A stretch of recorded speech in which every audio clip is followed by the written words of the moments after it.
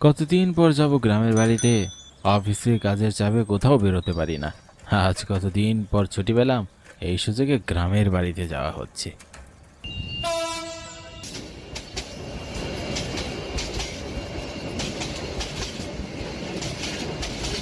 আহ, ভাবতেই মনটা ফুরফুরে লাগছে। কতদিন পর গ্রামের বাড়ি যাচ্ছি। গ্রামের খোলা মাঠ, মুক্ত হাওয়া, সবুজের ছোঁয়া দেখতে পাবো। আমি বাড়িতে আসছি এ কথা তো কাউকেই জানাতে পারলাম না। মা তো মোবাইল ফোন ব্যবহারও করে না। মা তো আমাকে হঠাৎ করে দেখে একদমই চমকে যাবে। না জানিয়ে যাচ্ছি, এটাই অনেক মজা হবে। ট্রেনে তো কয়েক ঘন্টায় বসে থাকতে হবে। আমার তো চোখে ঘুমও চলে আসছে। একটু ঘুমিয়ে নেই, স্টেশনে আসলে নেমে যাব।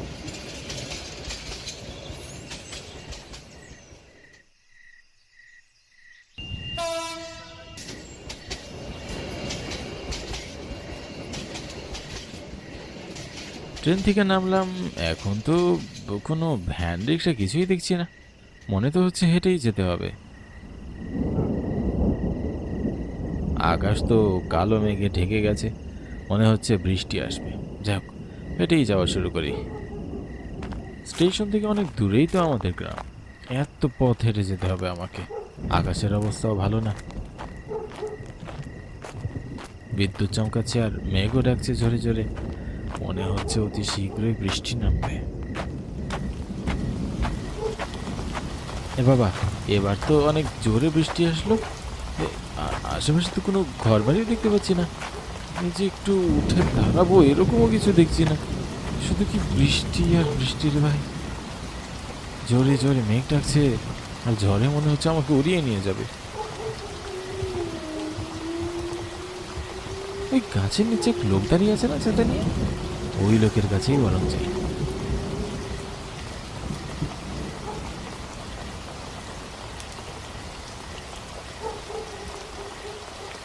কাকা বাবু, আপনার সঙ্গে দেখা হয়ে ভালোই হলো। আমার একটা সঙ্গীও হলো। এতক্ষণ রাস্তায় একা হাঁটছিলাম, গ্রামের একজনকে পেয়ে ভালোই হলো। কিন্তু আপনি এই ঝড় বৃষ্টির রাতে এখানে কি করছেন?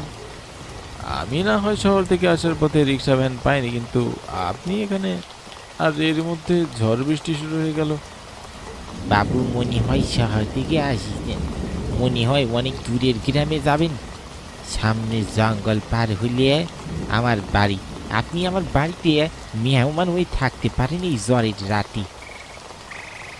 কাকাবাবু, এই ঝড়ের রাতে একটু থাকার জায়গা পেলে তো ভালোই হয়। সেই সকালে বেরিয়েছি বাসা থেকে, তো এখনো পর্যন্ত তো সেখানে যেতে পারলাম না। এই তো মাঝ রাস্তায় ঝড় বৃষ্টি ধরলো। মনে হচ্ছে আজ আর বৃষ্টি থামবে না। তাহলে কাকাবাবু, আপনার অসুবিধা না হলে চলুন আপনার বাড়ি যাই। কাকাবাবু, এত জঙ্গলের মধ্যে আপনার বাড়ি? মনে হচ্ছে খুব নির্জন জায়গায়। বাবু, এই জঙ্গল পার হলেই আমার বাড়ি, একটু গেলেই আমার বাড়ি। আপনি তো আজ আমার বাড়িরই মেহমান।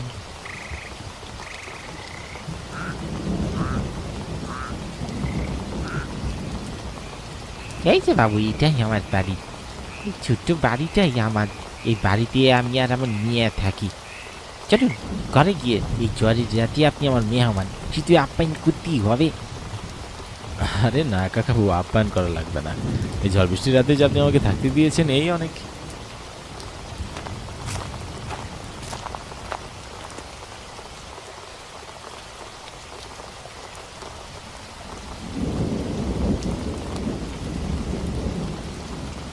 হে ভগবান, এ তো মনে হচ্ছে পুরী।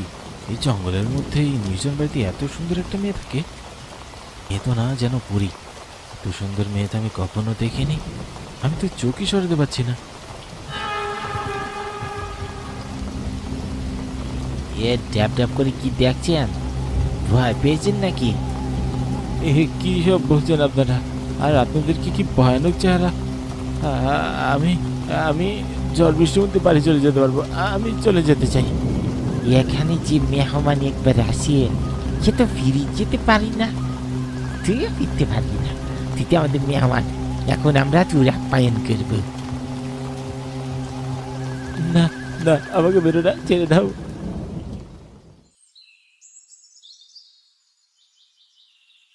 কি সুন্দর ঠান্ডা মাথায় প্ল্যানটা করলাম আমরা, বল। ছেলেটা এসে ওর কথা জিজ্ঞেস করলে বলবে তাকে গ্রামে খুঁজে পাওয়া যায়নি। তোমার মাথায় সে এত বুদ্ধি, এত সুন্দর করে ঠান্ডা মাথায় প্ল্যানটা করলে, ছেলেটাকে বুদ্ধি খাটিয়ে শহরে পাঠিয়ে দিলে।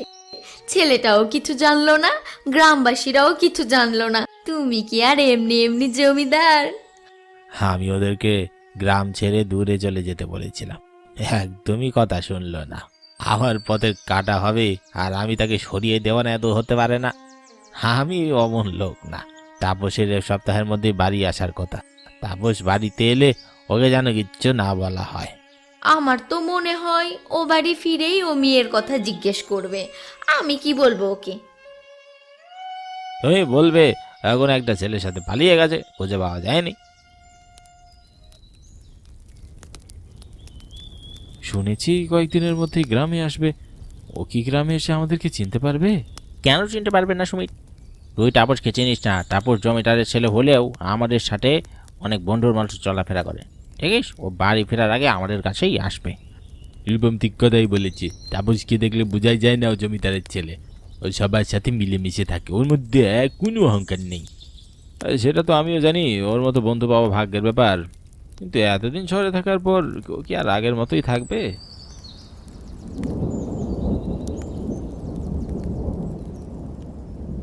এই আকাশের অবস্থাটা ভালো না, দেখছিস না মেঘ করছে। আমার আর রাডির বাড়ি তো একই দিকে, আমরা দুজন তাহলে একসাথেই যাই। আর সুমিত, আমাদের গ্রাম থেকে তোর গ্রামটা একটু দূরে, তুই পা চালিয়ে যা। তোকে তো একা যেতে হবে, যা। বৃষ্টি আসার সম্ভাবনা আছে, দ্রুত যা।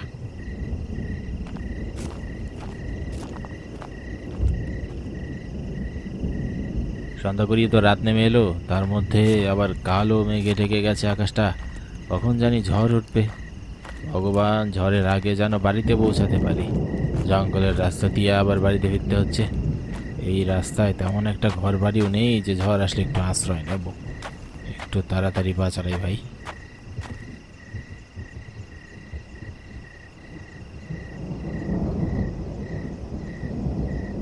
ওগো, মনে হচ্ছে ঝড় বৃষ্টি শুরু হবে। দেখছো না আকাশ কেমন জানি কালো হয়ে গেছে? ছেলেটা তো এখনো ফিরলো না। কোথায় যে গেল ছেলেটা? তোমার ছেলে তো এখন বড় হয়ে গেছে, হয়তো দেখো গিয়ে চায়ের দোকানে বসে বন্ধুদের সাথে আড্ডা দিচ্ছে।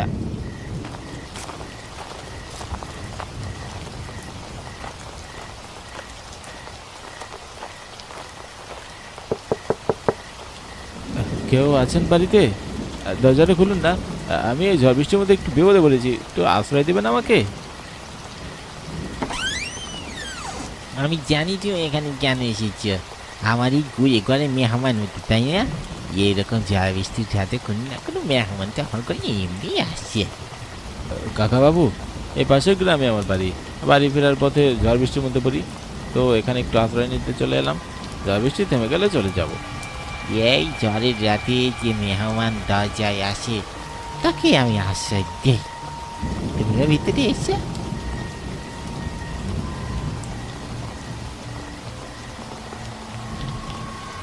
এই কুড়ে ঘরে এত সুন্দর একটা মেয়ে। মেয়ে তো না, যেন আকাশ থেকে নেমে আসা এক পরী। মেয়েটির রূপের ঝলকে মনে হচ্ছে পুরো ঘর আলোকিত হয়ে গেছে। কি চেহারা তোমাদের! তোমাদের তো একটু আগেই খুব ভালো দেখলাম, এখন কেন তোমাদের শরীর চোখগুলো লাল লাল লাগছে? আমাকে ছেড়ে দাও, আমাকে যেতে দাও। আমি আমি কিছু করিনি, আমি আর আশ্রয় নিব না এখানে। না বাবু, এমন কথা বললি তো হবে না। তুমি তো আমাদের এই ঝড়ের রাত্রির মেহমান হয়ে গেছো। এখন তো তুমি আমাদের চিরে দিনের মেহমান হয়ে যাবে। এখান থেকে আর ফিরতে পারবে না।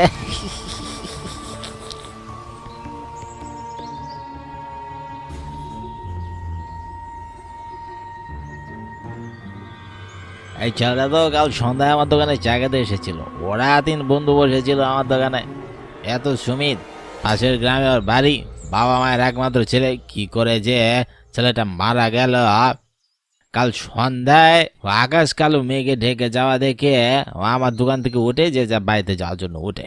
মনে হয় কাল বাড়ি ফেরার পথেই এখানে কিছু একটা হয়ে গেছে ওর সাথে। ওর বাড়িতে আমি গিয়ে খবরটা দেই তাহলে।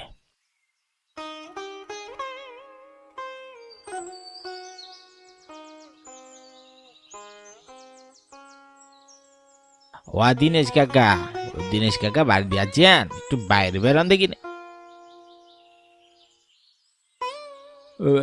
জগৎ, তুমি এত সকাল সকাল কি খবর? আমার ছেলে কি তোমার দোকানে বাকি সদাই নিয়েছে নাকি? আর না, সেরকম কিছু না। আপনার ছেলে কি ঘরে আছে? না তো, কাল তো ঘরে আসেনি, মনে হয় কোনো বন্ধুর বাড়িতে আছে, ঝড় বৃষ্টি থেকে বাড়ি ফিরেনি। কাকা, আপনার ছেলে আর কোনোদিন ফিরবে না। আমাদের গ্রামের রাস্তায় জঙ্গলের পাশে আপনার ছেলের লাশ পাওয়া গেছে। না জগা, এ হতে পারে না, ভগবান এত শাস্তি আমাকে দিতে পারে না। ও খিদ্দি সূর্য কি হয়েছে?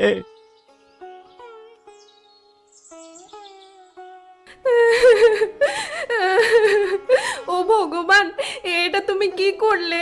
ও তো আমার একমাত্র সন্তান। আমার চার কুলে আমার সন্তান ছাড়া আর কেউ নেই। ছোটবেলায় বাবা মাকে হারিয়েছি, এখন আমার আগে আমার ছেলেকে তুমি নিয়ে নিলে ভগবান। এ কেমন শাস্তি দিলে আমাকে?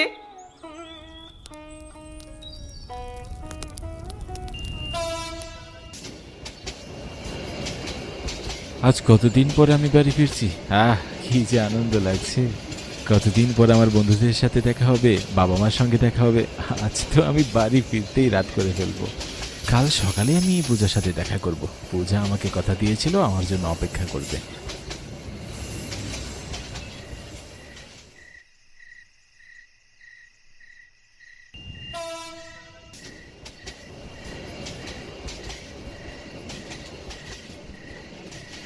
চারিদিকে এত অন্ধকার, আশেপাশে একটা ভ্যান রিক্সা কিচ্ছু নেই।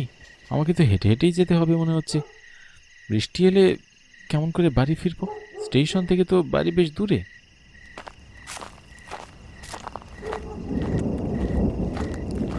হঠাৎ করেই যে আকাশে মেঘ করবে এটা তো বুঝতে পারিনি। মনে তো হচ্ছে খুব জোরে বৃষ্টি নামবে। এখন আমি কি করি? আর বাড়িতেও তো জানাইনি যে আমি আসবো। কদিন আগে শুধু বলেছিলাম 1 সপ্তাহের মধ্যে বাড়ি ফিরতে পারি। বাবাকে যদি বলতাম আজ বাড়ি ফিরবো, তাহলে বাবা আগে থেকে লোক পাঠিয়ে রাখতো। আমার এরকম আর সমস্যায় পড়তে হতো না। কি যে করি? চারদিকে আমার শিয়ালের ডাকও শোনা যাচ্ছে। বাবু, এই ঝড় বৃষ্টির রাতে আপনি কোথায় যাবেন? খুব জোরে ঝড় বৃষ্টি আসবে, আপনি কি দূরে কোথাও যাবেন? হ্যাঁ কাকা বাবু, এখান থেকে 2 গ্রাম পরে আমার বাড়ি। জমিদার বাড়ির ছেলে আমি। কাকা বাবু, আপনি কোথায় যাবেন? আপনার বাড়ি কি এখানে? হ্যাঁ বাবু, আমার বাড়ি এই জঙ্গলের পাশে। আপনি চাইলেই 1 রাত আমার বাড়ি মেহমানে থাকতে পারেন। না না, ঠিক আছে, আমি বাড়ি চলে যেতে পারবো। কাকা বাবু, মনে হয় আপনার বাড়িতে আশ্রয় নিতে হবে। তাহলে চলুন আপনার সঙ্গে আপনার বাড়িতে যাওয়া যাক। ঠিক আছে বাবু, চলুন।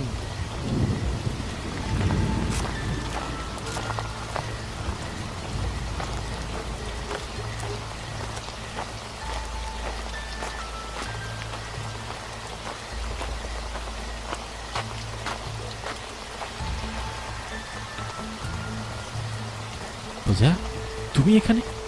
তুমি এখানে কি করছো? আর চাদর মুড়ি দিয়ে এই লোকটাকে? কি তোমাদের এই অবস্থা হলো কি করে? চোখ দিয়ে রক্ত পড়ছে, পুরো শরীর রক্তে ঢাকা। এতদিন পর কি হয়েছে আমাদের? এ কথা জানতে এসেছো এখানে, নাকি তুমিও এই ঝড়ের রাতের মেহমান হয়ে এসেছো? তাহলে তুমি আমার সঙ্গে এই ঝড়ের রাতের মেহমান হয়ে থেকে যাও। তোমার বাবা তো এই দুনিয়ায় আমাদের মিল হতে দিল না, কিন্তু এই আত্মার জগতে আমরা এক হয়ে ঘুরবো। সাথে যাকে পাবো তাকেই মেহমান বানিয়ে নেব। প্লিজ, তোমরা আমার সঙ্গে হেয়ালি করো না। আত্মা কি এসব কি বলছো? আমি তো কিছুই বুঝতে পারছি না। তোমাদের এই অবস্থা কেমন করে হলো আমাকে বলো। এখন তো তোর আমাদের মতো অবস্থা হবে নি। মানে আপনাদের বন্ধু অবস্থা হবে মানে? আমরা তো আজ তোকে এখানেই শেষ করে ফেলবো। তোর বাবার বাংশ নির্বাংশ করে দেব। তোর বাবা যা করেছে আমাদের সাথে তার প্রতিশোধ নেব। আমাকে মেরেই যদি আপনাদের আত্মা মুক্তি পায়, তাহলে আমাকে মেরে ফেলুন। কিন্তু আমাকে মরার আগে বলতে হবে আপনাদের সাথে কি হয়েছিল। আমি শহর থেকে কত আশা নিয়ে আসলাম যে পূজার সাথে দেখা করব, আর কিছুদিনের মধ্যে বিয়ে করবো পূজাকে। পূজার সঙ্গে আমার দেখা হলো, কিন্তু এই অবস্থায়। তুমি জানতে চাও আমার সঙ্গে কি হয়েছে? তুমি শুনে কি করবে? আমাদের অন্যায়ের প্রতিবাদ করতে পারবে তুমি? তোমাদের সঙ্গে যে অন্যায় করেছে সে কথা বলো, আমি তার প্রতিবাদ করব। তাহলে শোনো। বাবা, দেখছো কেমন ঝড় বৃষ্টি শুরু হয়েছে? আর কি জোরে জোরে মেঘ ডাকছে, মনে হচ্ছে কান ফেটে যাবে। আমার খুব ভয় করছে বাবা। ইয়ারে মা, বৈশাখ মাস পড়েছে তো, বৃষ্টিতে একটু হবেই। কে দরজায় কে টকটক করছে? কাকা বাবু, ওই ঝড় বৃষ্টির রাতে আপনার একজন মেহমান আপনার দরজায় দাঁড়িয়েছে, দয়া করে দরজাটা খুলুন। এই ঝড় বৃষ্টিতে আমি খুব বিপদে পড়েছি, আপনি কি আমাকে একটু আশ্রয় দেবেন? বাবা, সত্যিই তো বাইরে খুব ঝড় বৃষ্টি হচ্ছে। লোকটা মনে হয় সত্যিই বিপদে পড়েছে। তুমি একটু আশ্রয় দাও ওনাকে। চিনি না, জানি না, তুই জমিতি, তুই গাড়ি থাক, আমি জাগে থাকি কেমন করে আশ্রয় দেই। আর লোকটা কি সত্যি বিপদে পড়েছে নাকি অন্য কিছু? বাবা, দেখছো তো বাইরে ঝড় বৃষ্টি হচ্ছে। ঝড় বৃষ্টিতে হয়তো যেতে পারছে না, তাই আমাদের বাড়িতে আশ্রয় চাচ্ছে। তুমি একটু লোকটাকে আশ্রয় দাও বাবা।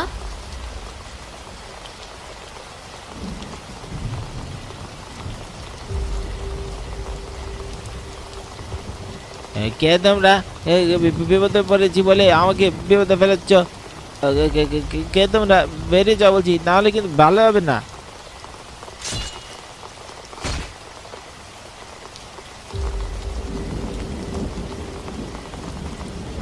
কে কোথায় আছো? বাঁচাও, বাঁচাও আমাদের! ওরা আমার বাবাকে মেরে ফেললো, বাঁচাও!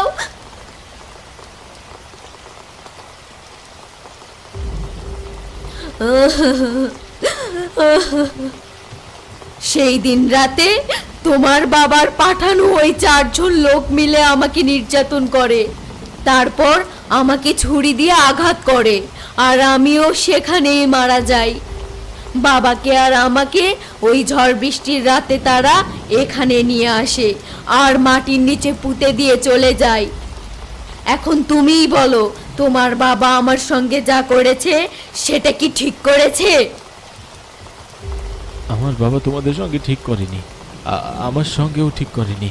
তোমাদের সঙ্গে যেমন অন্যায় করেছে সে অন্যায় আমার সাথেও করেছে। ওনার তো মারাত্মক শাস্তি হওয়া দরকার। কি শাস্তি হলে তুমি খুশি হবে? আমি সেই শাস্তির ব্যবস্থা করব। আমার বাবা আমাকেও মিথ্যা আশ্বাস দিয়ে শহরে পাঠিয়েছে, আর এর আড়ালে এত কিছু করেছে আমি কখনো স্বপ্নেও ভাবতে পারিনি। তোমার বাবার আসল রূপ পুরো গ্রামের মানুষের সামনে তুলে ধরতে চাই। গ্রামের মানুষ সহ তোমার বাবাকে আমার সামনে এনে দিতে হবে, তাহলেই আমাদের আত্মার শান্তি পাবে। আমি চাই গ্রামের মানুষ এসব জানুক, আর তারাই তোমার বাবাকে পিটিয়ে মেরে ফেলুক।